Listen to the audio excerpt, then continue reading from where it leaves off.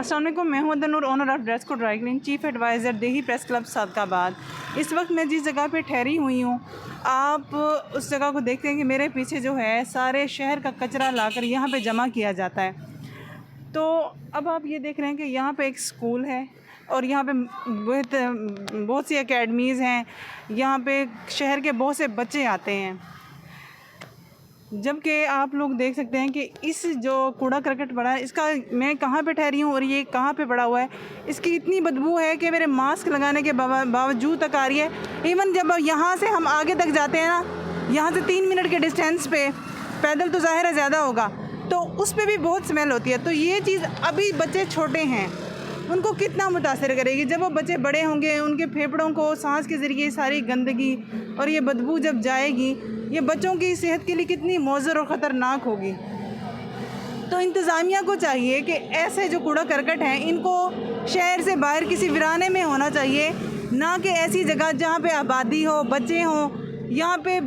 آپ دیکھ سکتے ہیں کہ کتنا رش اور کتنے یہاں سے لوگ گزر رہے ہیں، اور ایک بچوں کا ایک ٹائم ہوتا ہے اچھا خاصا، 5-6 گھنٹے وہ جو ہے تعلیمی اداروں میں رہتے ہیں، تعلیم حاصل کرتے ہیں۔ اس دوران انہیں یہ چیز جب فیس کرنی پڑے گی، اور جب بچے اسکول سے غیر حاضر ہوں گے، تو اس میں سراسر جو ہے اس گندگی کا ہاتھ ہوگا جو کہ شہر کے بیچوں بیچ رکھی گئی ہے۔ اس کو اس جگہ نہیں ہونا چاہیے۔ انتظامیہ اور نئے آنے والے ڈپٹی کمشنر صاحب کے لیے یہ چیلنج ہے کہ اس کو اس جگہ سے ختم کر کے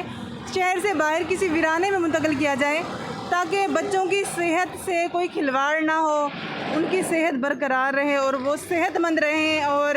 پاکستان کا نام روشن کریں۔ اب یہ آپ دیکھ سکتے ہیں کہ یہ اسکول کی بالکل دیوار کے ساتھ ہے، اور سامنے اس کے کالج ہے، اور پیچھے ساری پرائیویٹ اکیڈمیاز ہیں، اسکولز، کالجز ہیں۔